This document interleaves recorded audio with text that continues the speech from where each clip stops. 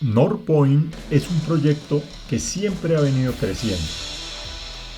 Cuando empezó su primera torre de oficinas, mucha gente dijo, "Pero es absurdo que construyan un edificio ahí, ¿quién va a comprar esas oficinas?".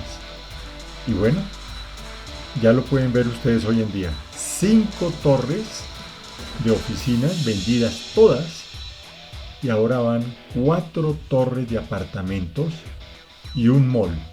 Y adicionalmente en este momento se encuentra una grúa nueva que instalaron en la parte alta detrás de los edificios de apartamentos, que en este momento todavía no sé si es para una nueva torre o para qué. Lo interesante es que este proyecto siempre ha venido creciendo y quiero mostrárselos otra vez para que ustedes mismos observen y analicen lo que ha pasado en este sector con el desarrollo de NorthPoint.